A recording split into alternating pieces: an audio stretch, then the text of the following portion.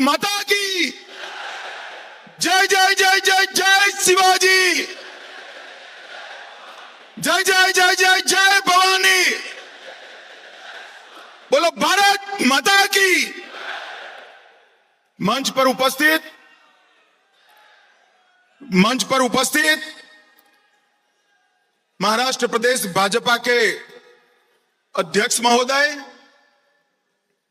महाराष्ट्र भाजपा के वरिष्ठ नेता और हमारे उप मुख्यमंत्री श्रीमान देवेंद्र फडणवीस जी, मुंबई राज्य के प्रदेश अध्यक्ष, उनके नेतृत्व में बैठे हुए सारे महाराष्ट्र के वरिष्ठ नेतागण और आज महाराष्ट्र के कोने कोने से आए हुए ये सभी लगभग मंडलों को रिप्रेजेंट करने वाले देवतुल्य कार्यकर्ता भाइयों बहनों को नमस्कार, प्रणाम। भाइयों बहनों, राष्ट्रीय भाजपा की योजना के तहत आज हम सब स्वर्गीय गिरीश बापट सभागृह में इस विस्तृत कार्यकारिणी के अंदर इकट्ठा हुए। जब मैं यहां आया हूं तब पुण्य नगरी में आया हूं, सबसे पहले छत्रपति शिवाजी महाराज को प्रणाम कर कर मेरी बात की शुरुआत करना चाहिए। ये नगरी तिलक महाराज की नगरी है। यहीं से केसरी को शुरू किया और देश भर में स्वराज मेरा जन्मसिद्ध अधिकार है, उसको शिवाजी महाराज के बाद पूरे देश में अलग जगाने का काम बाल गंगाधर तिलक ने किया था। मैं आज बाल गंगाधर तिलक, बाजीराव पेशवा और वीर सावरकर, ये तीनों महापुरुषों को मनपूर्वक प्रणाम कर कर मेरी बात की शुरुआत करना चाहता हूं। आज गुरु पूर्णिमा है। मैं महाराष्ट्र के सभी लोगों को गुरु पर्व की, गुरु पूर्णिमा की मनपूर्वक शुभकामनाएं देना चाहता हूं। भाइयों और बहनों, हम सब जानते हैं कि देश भर में हर प्रदेश के अंदर ये विस्तृत कार्यकारिणी का आयोजन हमारे पार्टी के अध्यक्ष श्रीमान जगत प्रकाश नड्डा जी के निर्देश पर हो रहा है। परंतु महाराष्ट्र की ये पुणे नगरी में विस्तृत कार्यकारिणी का एक अलग स्वरूप भी है, अलग उद्देश्य भी है। हमने विस्तृत कार्यकारिणी देश भर में 2024 के चुनाव के बाद फिर से एक बार हमारे कार्यकर्ता हमारे विजय अभियान में लग जाए, इसके लिए बुलाई। परंतु महाराष्ट्र के अंदर ये विस्तृत कार्यकारिणी 2014 के चुनाव की समीक्षा के साथ साथ, 2024 की चुनाव की समीक्षा के साथ साथ 2024 में फिर से एक बार कमल फूल की युति सरकार बनाने के लिए बुलाई और इसलिए आप सभी को निमंत्रित किया है। मैं सबसे पहले आप सभी कार्यकर्ताओं का मनपूर्वक अभिनंदन और आभार पार्टी की ओर से प्रकट करना चाहता हूं। कड़ी धूप के अंदर मैंने महाराष्ट्र के कार्यकर्ताओं को ये चुनाव अभियान के अंदर दौड़ते हुए देखा है, पसीना बहाते हुए देखा है, परिणाम के लिए पल पल जूझते हुए देखा है। और मैं आज कहने आया हूं कि महाराष्ट्र के हर कार्यकर्ता ने परिश्रम की पराकाष्ठा कर कर भारतीय जनता पार्टी को यश दिलाने का काम किया है। और भाई और बहनों, जब हम आज यहां आए हैं तो परिणाम हमारे सामने 60 साल के बाद पहली बार देश में किसी एक नेता को तीसरी बार प्रधानमंत्री लेने का, शपथ लेने का यश मिला है, तो वो हमारे नेता नरेंद्र मोदी जी को। लगातार 3 बार मोदी जी प्रधानमंत्री बने, प्रधानमंत्री बनने की हैट्रिक लगाई। और आज मैं कहने आया हूं महाराष्ट्र के कार्यकर्ताओं को, हमने महाराष्ट्र विधानसभा में भी 14, 19 और 14 और 19 से योग जितना बड़ा विजय 24 में प्राप्त करने के लिए पुरुषार्थ करना है। कार्यकर्ता मुझे मिले हैं, कल रात को भी कुछ लोग मिले, आज सुबह से महाराष्ट्र के प्रमुख कार्यकर्ता मुझे मिल रहे हैं। थोड़ा बहुत कंफ्यूजन दिखाई पड़ता है। एक भ्रांति फैलाने का काम हमारे विपक्ष ने किया। मैं आज आपको एक उदाहरण देकर 2024 के नतीजों को एक्सप्लेन करना चाहता हूं। दो बच्चे थे, एक ही क्लास में पढ़ाई पढ़ते थे। एक बच्चा हमेशा 80% मार्क से पास होता था, क्लास में नंबर 1 आता था। दूसरी एग्जाम आई, उसने तय किया कि इस बार 80 नहीं चलेगा, मैं 90 लाऊंगा। अब उसने लक्ष्य तय किया। लक्ष्य कभी कोई नीचा नहीं तय करता है, ऊपर ऊंचा ही तय करता है। और दूसरा एक विद्यार्थी था, वो 4 साल में उसी कक्षा में नापास हो रहा था, उसको 20 मार्क आ रहे थे। उसने लक्ष्य रखा कि मैं 20 नहीं, इस बार 30 लाऊंगा। पास होने का लक्ष्य नहीं रखा, 30 लाने का लक्ष्य रखा। अब एग्जामिनेशन हो गए, परिणाम आ गया। जिसने 90 का लक्ष्य रखा था उसको 80 की जगह 78 आ गया, और जिसने 20 का लक्ष्य रखा था उसको 30 की जगह 25, 20 की जगह 25 आ गए। अब मुझे बताओ भाई, कौन सा विद्यार्थी का परिणाम अच्छा है? जरा बताओ, 80 वाले का अच्छा है या 20 वाले का अच्छा है? एक बात मुझे सभी कार्यकर्ता बताएं, जो विजयी होता है उसकी सरकार बनती है। भारत में सरकार किसकी बनी है? जरा जोर से बोलो, किसकी बनी है? विपक्ष में कौन बैठा है? तो विजयी कौन बना है? अरे मैंने तो पहली बार ऐसा देखा है कि 30 मार्क का लक्ष्य लेकर 25 प्राप्त करने वाला बच्चा अहंकार में आ गया, और 90 का लक्ष्य रखकर 78 वाला पसोपस में पड़ गए। मैंने मेरे राजनीतिक जीवन में कई जय पराजय देखे, परंतु मैंने जीवन में कई लोगों को जीतने के बाद अहंकारी होते हुए भी देखा है। जीतने के बाद अहंकार आना, इसका आपको सैकड़ों उदाहरण दुनिया भर की राजनीति में मिलेगा, मगर एक अनूठा उदाहरण राहुल गांधी दुनिया को दे रहे। वो हारने के बाद अहंकारी हो गए। भाइयों और बहनों, मैं आज आपको बताने आया हूं, भारतीय जनता पार्टी को 240 सीटें मिली, एनडीए को 300 सीटें मिली, और पूरे इंडी अलायंस को इकट्ठा होकर 240 सीटें नहीं मिली है। ये हमें याद रखना है। भाई और बहनों, 14, 19 और 24 तीनों चुनाव का अगर योग कर देते हैं कांग्रेस पार्टी की सीट का, तो भी 240 नहीं होता, जिसका हमें 24 में मिला है। मैं आज कहने आया कि इस चुनाव के अंदर देश भर की जनता ने नरेंद्र मोदी जी के 10 साल के शासन पर मुहर लगाने का काम किया है, और तीसरी बार मोदी जी को बहुमत के साथ शासन करने का अधिकार दिया है। 300 सीट गठबंधन की और 240 सीट भारतीय जनता पार्टी की। कांग्रेस ने 10 साल शासन किया, कभी 240 सीट यूपीए में उनकी नहीं आई थी। मगर हमारा कार्यकर्ता और अच्छे का आशा रखने वाला कार्यकर्ता है, इसलिए थोड़ा मन में कसक रह जाती है। रह गई है ना? अरे जोर से बोलो, रह गई या नहीं रह गई है? पक्का रह गई है?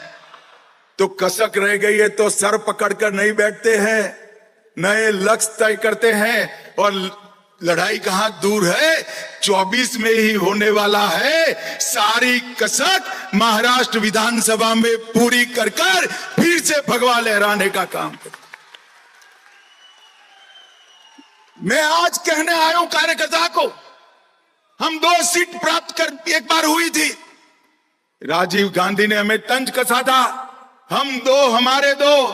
आज 15 साल तक वो विपक्ष में बैठे हैं, और 15 साल तक अब निश्चित हो गया है कि देश का शासन भारतीय जनता पार्टी करेगी। ये विजय कोई छोटा विजय नहीं है।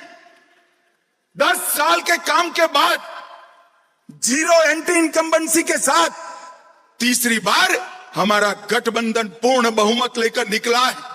कार्यकर्ता को हताश होने की जरूरत नहीं है। आज मैं आपको कहकर जाता हूं, महाराष्ट्र चुनाव का परिणाम सुनिश्चित है। मेरी बात मानकर घर पे जाना, इधर उधर बातों में मत आना।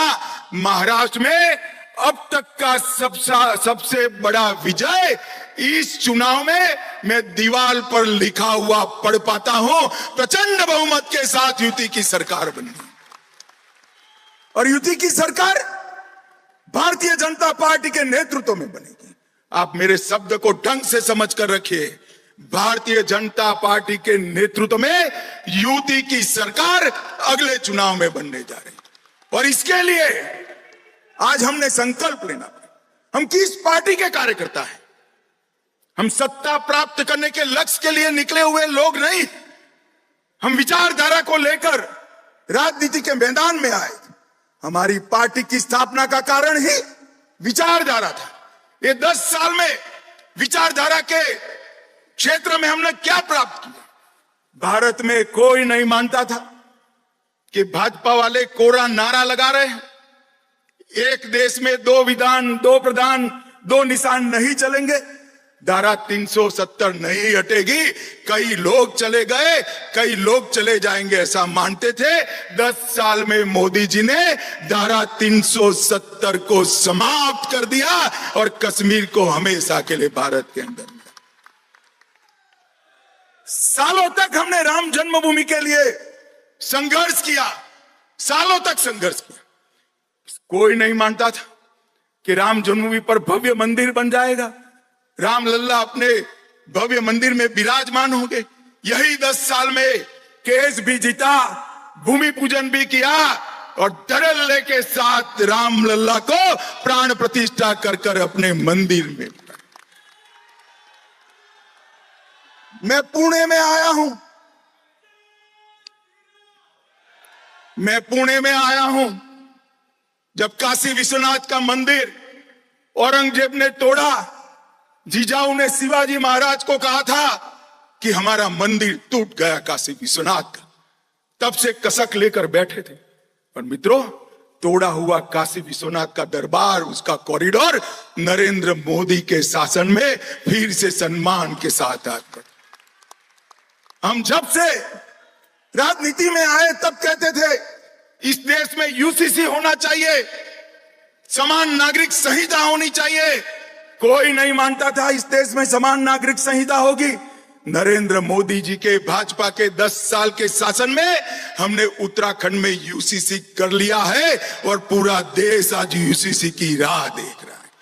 देश के अंदर आतंकवाद 85 के साल से नासूर की तरह आतंकवाद और नक्सलवाद हमें परेशान करता था।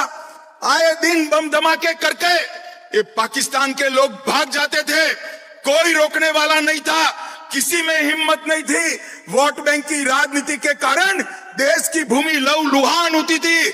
नरेंद्र मोदी जी ने सर्जिकल स्ट्राइक और एयर स्ट्राइक कर आज आतंकवाद को देश से हमेशा के लिए समाप्त करने का काम किया है। मित्रों, ये सारे लोग, मीडिया के कुछ मीडिया हाउस भी हमें गुमराह करने का प्रयास कर रहे हैं। मैं आज ओडिशा राष्ट्रीय कार्यकारिणी में मैं पार्टी का अध्यक्ष था। मैंने कहा था 2014 का विजय 5 साल के लिए नहीं है, आने वाले 30 साल के लिए भारतीय जनता पार्टी का शासन इस देश पर रहने वाला है। और आज मैं महाराष्ट्र में बाजीराव पेशवा और शिवाजी महाराज और बाल गंगाधर तिलक की नगरी में कहकर जाता हूं, अभी 10 ही साल समाप्त हुआ है, 30 साल के लिए भारतीय जनता पार्टी का इस देश पर शासन करना। हमने हमारे आत्मविश्वास को जागरूक करने की जरूरत है, हमारे पुरुषार्थ को बल देने की जरूरत है और हमारे आपसी मतभेदों को समाप्त करने की जरूरत है। महान भारत की रचना केवल और केवल भारतीय जनता पार्टी कर सकती है। महान भारत की रचना केवल और केवल नरेंद्र मोदी जी ने डाली हुई नींव पर ही हो सकती है, हमारी विचारधारा ही कर सकती। इस आत्मविश्वास के साथ हमने आगे बढ़ना है। दीनदयाल उपाध्याय जी ने हमें अंत्योदय का स्वप्न दिया था। मोदी जी ने 10 साल के अंदर इस देश के 60 करोड़ गरीबों को घर दिया, बिजली दी, गैस का सिलेंडर दिया, शौचालय दिया, हर गरीब को प्रति माह प्रति व्यक्ति 5 किलो अनाज दिया, 5 लाख तक का बीमा दिया, और देवेंद्र जी अब लाडली बहना और लाडली भैया भी देने जा रहे हैं। गरीब कल्याण का काम कोई कांग्रेस पार्टी नहीं कर सकती, कांग्रेस पार्टी के साथी भी नहीं कर सकते। गरीब कल्याण का काम केवल और केवल भारतीय जनता पार्टी कर सकती है और कोई नहीं कर सकता। भाइयों बहनों, ये कांग्रेस वाले कई सारे अपप्रचार यहां पर कर रहे हैं कि वो दलितों का, गरीबों का, पद दलितों का, आदिवासियों का कल्याण करेंगे। मैं आज पूछने आया हूं, 58 साल तक आपका शासन रहा, आपने गरीबों के लिए क्या किया? महात्मा फूले, अंबेडकर जी, इनके रास्ते पर चलने का तो नाम तो दूर, उनके उद्देश्यों को समाप्त करने का काम किया। 10 साल में हमने गरीबों का कल्याण करने का काम ये भारतीय जनता पार्टी की सरकार ने किया। और मैं आज यहां आया हूं तब आपको कहना चाहता हूं, ढेर सारी भ्रांतियां चल रही, भ्रांतियां चलाई गई, हम लोग भ्रांतियों में ना आए। इन्होंने कहा भारतीय जनता पार्टी आरक्षण समाप्त कर देगी, हम जवाब देने में कहीं कहीं संकोच करने लगे, लोगों के मन में एक भ्रांति पैदा हुई। आज मैं कहने आया हूं कि अगर 10 साल का एक्सटेंशन नरेंद्र मोदी जी के समय में ही मिला और पूर्ण बहुमत होने के बावजूद भी आरक्षण को बल देने का काम हमारे नेता नरेंद्र मोदी जी ने किया।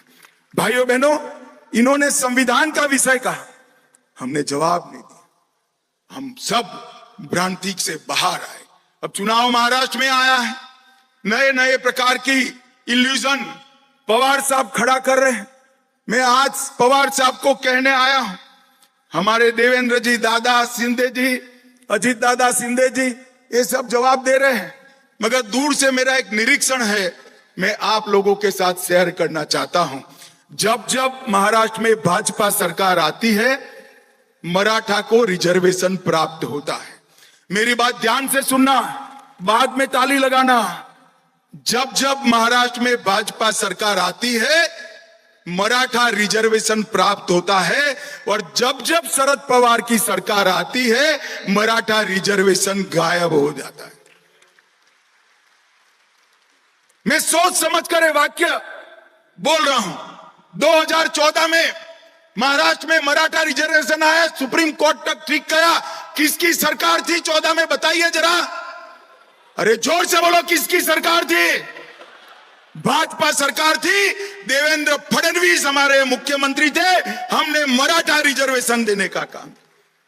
20 में शरद पवार की सरकार आई, मराठा रिजर्वेशन गायब हो गया। हम आए फिर से, हमने अभी भी मराठा रिजर्वेशन देने का काम किया है।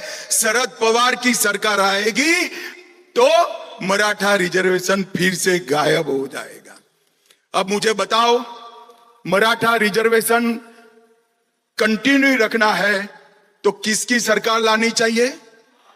अरे जोर से बोलो, किसकी लानी चाहिए? भाइयों बहनों, कंफ्यूजन में मत रहिए। समाज के हर तबके को न्याय देने का काम कोई एक पार्टी ने किया है तो भारतीय जनता पार्टी ने किया है, और भारतीय जनता पार्टी झूठ कैसे फैलाए जाते? अभी एक पुराना नोटिफिकेशन निकाल दिया, तारीख नहीं है, फैसला पुराना है। मैं भी कंफ्यूजन में आ गया। मैंने पीयूष गोयल जी को फोन किया, ये क्या हुआ? पीयूष गोयल जी ने कहा, साहब ये तो हमारा निर्णय नहीं है, शरद पवार का निर्णय है। वो कह रहे हैं दूध का पाउडर इंपोर्ट होगा। कंफ्यूजन में मत आइए, वो सर्कुलर कर कर गए थे। 10 साल में 1 किलो दूध का पाउडर इंपोर्ट नहीं किया है नरेंद्र मोदी सरकार ने, और अगले 5 साल तक 1 ग्राम भी दूध का पाउडर इंपोर्ट नहीं होगा। आज मैं आपके बीच में ये भ्रांति फैलाकर चुनाव जीतना चाहते हैं और भ्रष्टाचार की बातें कर रहे हैं। भ्रष्टाचार का सबसे बड़ा सरगना भारत की राजनीति में है तो शरद पवार है, इसमें मेरे मन में कोई कंफ्यूजन नहीं। आप क्या आरोप कर रहे हो हम पर? इस देश में कोई भी सरकार में भ्रष्टाचार को संस्थागत करने का काम, इंस्टीट्यूशनलाइज करने का काम अगर किसी ने किया तो शरद पवार आपने किया है। मैं डंके की चोट पर कह कर दे, हम पर आप भ्रष्टाचार का आरोप लगा रहे हो। और इस बार शरद पवार जी, मेरा ये बापट सभागृह में बैठा हुआ कार्यकर्ता ढंग से जान गया है, आपके झूठ नहीं चलेंगे। मैं बता कर देता हूं, चलेंगे क्या? अरे जोर से बोलो, चलेंगे क्या? चलेंगे क्या? घर घर जाकर इस झूठ का जवाब देना है, पर्दाफाश कराना है। ये झूठ भी बोलेंगे, भ्रांति भी फैलाएंगे, अपने यहां विखवाद खड़ा करने का प्रयास भी करेंगे। मैं सभी कार्यकर्ताओं को आज कहना चाहता हूं, अपने आप को इस चुनाव तक साइड पर कर दीजिए, अपनी जगह कमल के हित को केंद्र में ला दीजिए। एक एक कार्यकर्ता कमल को समर्पित हो, एक एक कार्यकर्ता कमल को जिताने के लिए परिश्रम की पराकाष्ठा करे और एक एक कार्यकर्ता अपने साथी को जिताने के लिए भाजपा से भी ज्यादा परिश्रम करे।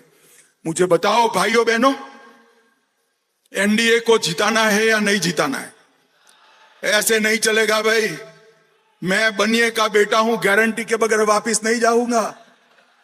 मुझे जरा जोर से बताइए, युति को जिताने के लिए जोर लगाएंगे? भाजपा का हर प्रत्याशी हमसे बढ़कर हम परिश्रम करेंगे। भाइयों बहनों, ये चुनाव जो है, ये चुनाव का परिणाम उनकी भ्रांतियों का जवाब। एक बार महाराष्ट्र, हरियाणा और झारखंड हम जीत लेते हैं, ये राहुल गांधी का अहंकार चूर चूर हो जाएगा। पूरे देश में जोम बढ़ने की जिम्मेदारी मेरे महाराष्ट्र भाजपा के कार्यकर्ताओं में। आप मुझे बताओ भाई, पूरे देश को फिर से एक बार 14 से ज्यादा जोश में लाना है या नहीं लाना है? अरे जोर से बोलो, लाना है या नहीं लाना है? इसका एकमात्र रास्ता है, इतिहास में अब तक का सबसे बड़ा विजय महाराष्ट्र में पूरे देश के कार्यकर्ताओं को जोश दिलाने का काम करेगा। इसकी जिम्मेदारी भाइयों बहनों आपकी। भाइयों बहनों, ये जो बात करते हैं महाराष्ट्र के विकास की, जवाब लेते, मैं आज शरद पवार को पूछने आया हूं। पवार साहब, 10 साल तक आप महाराष्ट्र में आपकी सरकार थी, केंद्र में भी आपकी सरकार थी। 10 साल तक आपने महाराष्ट्र को क्या दिया? जरा हिसाब लेकर आइए, 10 साल में क्या दिया? झूठे वादों के अलावे आपने कुछ नहीं दिया। भाई और बहनों, यूपीए के 10 साल में महाराष्ट्र को केंद्र से 1,91,000 करोड़ मिला था। सिर्फ 1,91,000। कितना मिला था? जरा जोर से बोलो तो, और जोर से बोलो, घर घर जाकर बताना है कितना मिला था। 1 मिनट, कितना मिला था? फिर से बोलो। नरेंद्र मोदी जी ने 10 साल में 14 से 24 में 10,05,000 करोड़ रुपया महाराष्ट्र को देंगे। और पवार साहब, अगर हिसाब पे भरोसा नहीं है तो पुणे का कोई चौराहा तय कर दो, हमारा मुरली माहौल हिसाब लेकर खड़ा हो जाएगा, पाई पाई का हिसाब। मैं आज भाइयों बहनों 10 लाख करोड़ का हिसाब लेकर आया हूं। 10 लाख करोड़ का। ना उन्होंने मुंबई के लिए किया, खुद नासिक के लिए किया, ना पुणे के लिए किया, ना नागपुर के लिए। चारों शहरों का विकास अगर किसी ने किया तो नरेंद्र मोदी सरकार ने किया। हमने रोडवेज के लिए 75,000 करोड़ दिया, रेलवे के लिए 2,10,000 करोड़ दिया। ये रेलवे मंत्री यहां बैठे, जोर से ताली बजाओ, जरा जोर से ताली बजाओ। और 1 लाख करोड़ का मुंबई अहमदाबाद बुलेट ट्रेन मैंने 10 लाख करोड़ में नहीं गिना है। और 4,04,000 करोड़ एयरपोर्ट के विकास के लिए दिया। 6 लेन का अटल बिहारी वाजपेयी सेवारी नया सेवा अटल सेतु का उद्घाटन हुआ। 11,000 करोड़ का पालकी मार्ग बना। रेलवे के 5800 किलोमीटर के 34 नए प्रोजेक्ट आए, 561 करोड़ से महाराष्ट्र में 9 एयरपोर्टों का रिनोवेशन हुआ। मत्स्य पालन के लिए, सिर्फ मत्स्य पालन के लिए 2600 करोड़ रुपया और 1,80,000 मछुआरों के लिए बड़े बड़े मत्स्य केंद्र बनाने का काम नरेंद्र मोदी सरकार। और पवार साहब, आप कहते हो कि आपने विकास किया। ये महाराष्ट्र के सहकारी साकर कारखाने, महाराष्ट्र के किसानों का समृद्धि का राजमार्ग। 10 साल तक पवार साहब आप कृषि मंत्री, सहकारिता मंत्री थे। 10 साल तक 10,000 करोड़ का इनकम टैक्स का प्रश्न आप सॉल्व नहीं कर पाए थे। मैं सहकारिता मंत्री गया, मोदी जी के पास फाइल लेकर गया, 1.5 मिनट में 10,000 करोड़ का साकर कारखानाओं का काम नरेंद्र मोदी। आप जो 10 साल तक नहीं कर पाए, वो मोदी जी ने 1.5 साल में किया। महाराष्ट्र सरकार ने भी नया बजट पारित किया। मोदी जी ने नारी शक्ति वंदन अधिनियम से बहनों को विधानसभा और लोकसभा में 33% आरक्षण दिया और देवेंद्र फडणवीस ने माझी लाड़की बहन कर हर बहन को 1500 रुपया हर महीने भेजने की शुरुआत। अब पवार साहब कहते हैं इसमें नया क्या है। मैं भी मानता हूं इसमें नया क्या है, तो आपने क्यों नहीं किया भला बताइए। आपने करना चाहिए था ना। अब चिंता मत करो पवार साहब, महाराष्ट्र की जनता आपको करने का मौका भी नहीं देने वाली है। फिर से भारतीय जनता पार्टी की सरकार आनी और खटाखट खटाखट खटाखट याद आता है ना, आता है या नहीं आता है। मैं आज राहुल बाबा को कहने आया हूं, देश की जनता ने तो खटाखट खटाखट फटाफट फटाफट पर भरोसा नहीं किया, मगर आपके पास राज्य सरकारें हैं। कर्नाटक में है, हिमाचल में है, तेलंगाना में है, 3 तो बची ही है। तो वहां खटाखट भेज दीजिए ना पैसा भाई। भेजना चाहिए या नहीं भेजना चाहिए। मैं तो तेलंगाना, कर्नाटक और हिमाचल की बहनों को कहना चाहता हूं, एक खटाखट का डिमांड खड़ा करिए। अरे छोड़िए राहुल बाबा, आपकी सरकारों का एजेंडा देख लीजिए।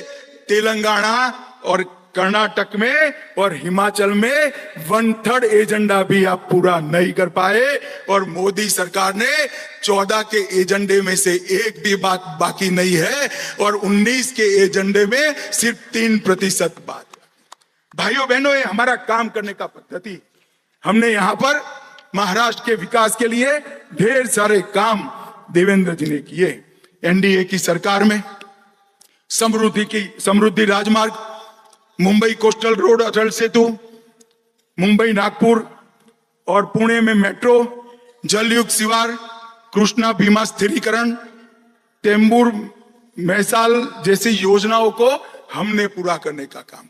और मैं बहुत तटस्थता के साथ कहना चाहता हूं, 14 से 19 का कार्यकाल देवेंद्र फडणवीस का महाराष्ट्र के इतिहास में विकास के लिए हमेशा याद है। ये हमारी कार्य संस्कृति है। जब हम आते हैं तो हमारी पार्टी और हमारा नहीं सोचते हैं। हम आते हैं तो गरीब, दलित, पिछड़ा, आदिवासी का सोचते हैं। और ये काम हमने महाराष्ट्र में भी कराकर देखा बताया है और देश में भी कर अभी मोदी जी आए थे 13 जुलाई को 30,000 करोड़ की नई परियोजनाओं का शिलान्यास और उद्घाटन नरेंद्र मोदी जी को। भाइयों बहनों, ये हमेशा बाबा साहेब का नाम देते हैं। मैं अभ्यास के आधार पर कह सकता हूं, बाबा साहेब अंबेडकर की अवगणना और अपमान जितना कांग्रेस ने किया है, इतना अंग्रेजों ने भी नहीं किया था। ये बात हमने घर घर जाकर बतानी।